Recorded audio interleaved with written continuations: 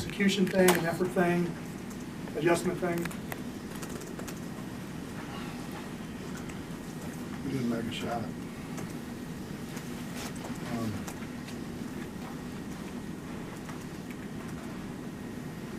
Derek helps us immensely, but because this is his, whatever it is, 8th or 9th game, something like that, he just doesn't know sometimes. And I think everybody else gets a little frustrated because he's where they're supposed to be, and we don't run our slides. And then we can't and won't pass the ball.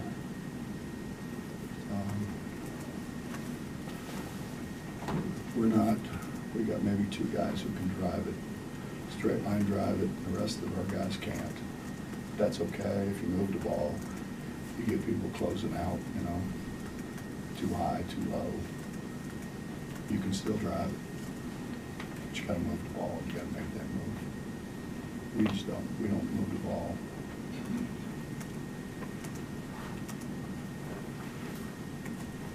We didn't rebound.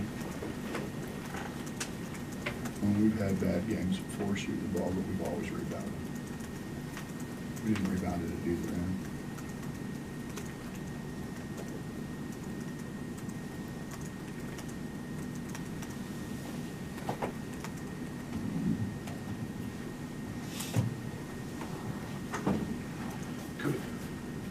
I probably shouldn't say, but the reality is they're more talented than we are.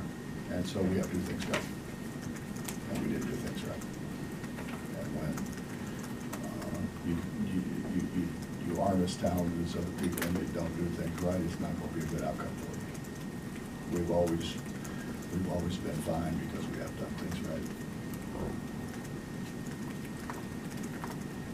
Could you experiment with different defenses in the past? You know, I'm thinking, 1-3-1 you've used in the past. And, just brought them up at different times. I mean, with what you've had to do this year, has it gone beyond what you've ever had to do before as far as experimenting with different defensive looks and strategies? Yeah. But that's probably wrong, Justin. It's probably looking back on it, it's probably giving them a crutch. Instead of just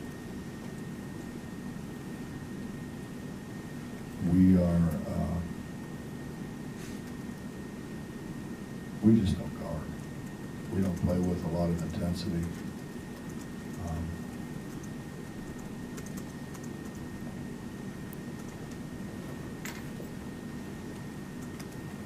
It doesn't seem to bother us.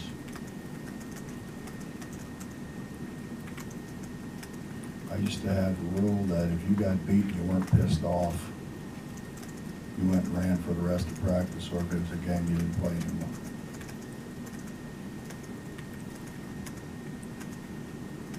I'm getting old, I guess.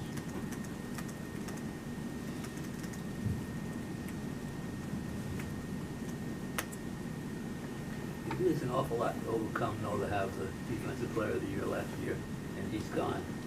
Yeah, I think you might have had the defensive player of the year this year, and he's gone. I mean, it's, it's a lot to overcome. Yeah, it didn't help, and it didn't help not having Beetle. We haven't had Beetle really healthy all year. But you know what, Bob? It's when my coach told me to pass the ball, I passed the ball. If he told me to stay in front of somebody, I mean, I wasn't the swiftest guy, but I mean, I generally found a way to stay in front of him because I wanted to play.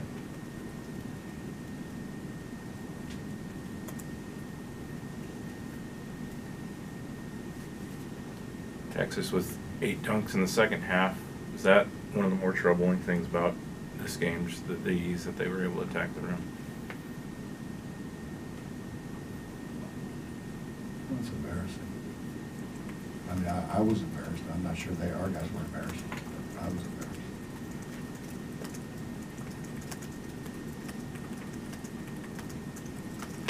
Anything else?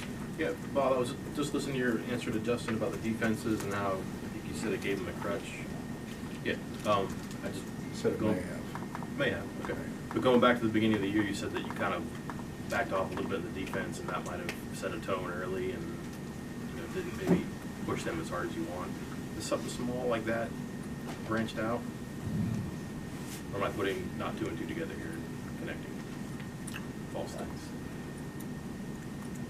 Well, what we had planned on doing, we couldn't do because we didn't have sacks. You can't open the floor up the way we have opened the floor up when we had sacks. And before that, we had Elijah. So we had people back there. And then Sags is gone. So that's, I mean, if you go back to the Pitt game, that's the way we played before. And then Sags hasn't played since. And he really didn't play before that, really. That was like his one game. And then we have 3 freshman guards and a junior college guy and Chase. Beetle was out. Beatles had 3 high ankle sprains, a sublux shoulder, tore ligaments in his shooting hand. I mean, we really haven't had Beetle.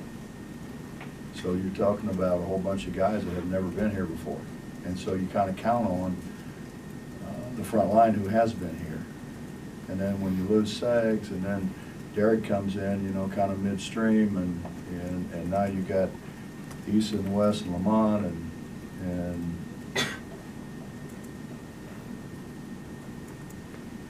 I think it's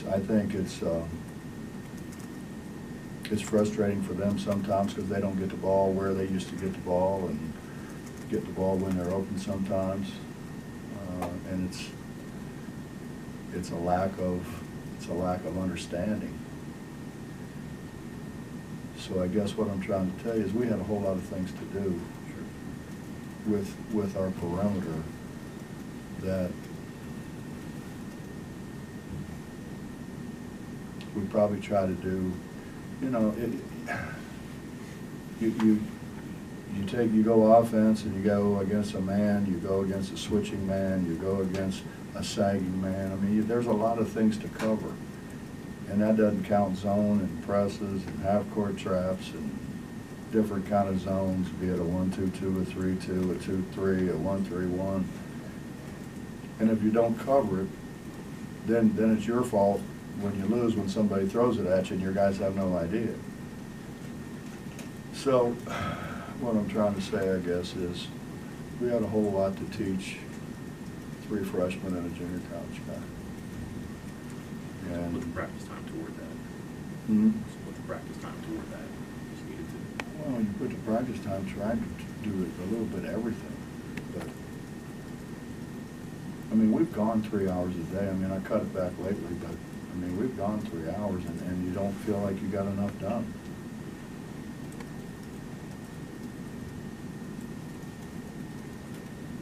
When it's like that, do you try to do 1 or 2 things per practice, focus on those, or is it there's so many you feel like you've got to hit a lot of them each day? Let me give you an idea, just like what we're up against. So Kansas loses 2 bigs. The guy who's starting now was a McDonald's All-American, and he's backed up by a McDonald's All-American. They're playing young guys in a perimeter, but they're McDonald's All-Americans, or they were the leading scorer at another Power 5 school. That's not what we got. I mean, you can get by to a degree on talent. We don't have to. And the honest to God's truth, we've never had that here. So, Coach, at some point later this year, there's going to come a time where you're going to have to make some evaluations, make some decisions moving forward.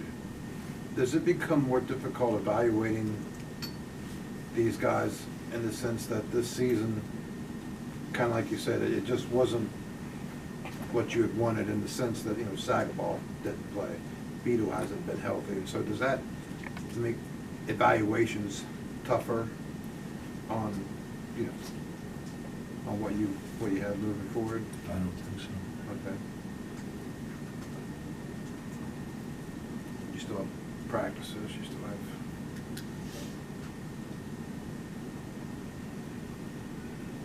You have guys who follow the game plan and guys who don't follow the game plan. You have guys who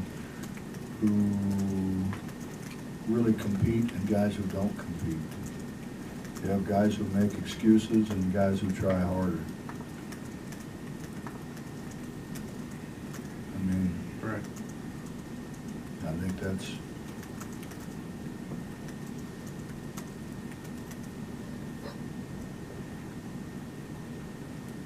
for whatever reason, it just seems like we live in a society full of excuses. And I'm not trying to give you an excuse, it's my fault. I'll do my best to fix it. But it's, how many guys have we had like Sags? That's a loss. That's a fact, it's a loss. We haven't had many guys shoot it like Beto. First day of practice, he tears ligaments in the shooting game. If you remember, he had it all taped up and had that thing on it. I mean, you can't shoot like that. And it's never really good.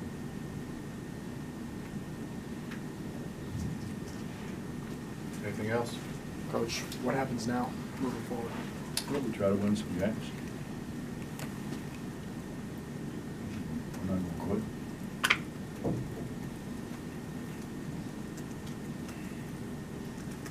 Probably a week off between games. That seems like a lot of time coming off of a loss like this. You good, bad, or indifferent on having that much time after a loss like this before your next game? Well, it's probably better than losing to Texas Tech and getting back at 5 o'clock in the morning. It's probably that. I don't know. Honestly, I don't know what to do. You know, we can bring them in and get shots and that kind of thing. But reality is that they really cared when you shoot whatever we shot, 3 for 16 from 3. You ought to care enough to come in on your own, I think.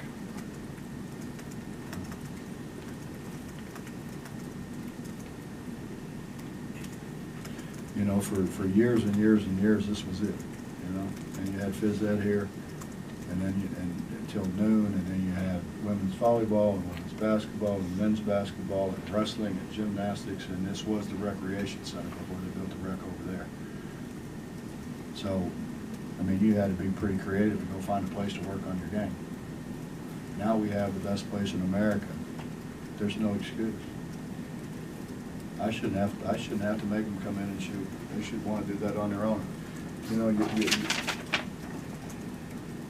2 for 6, 1 for 5, 6 for 15, 1 for 3, 0 for 3, 0 for 1, 0 for 2, 3 for 5, 1 for 6. Probably ought to want to come in.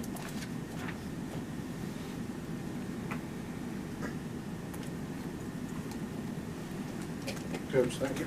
Yes, sir.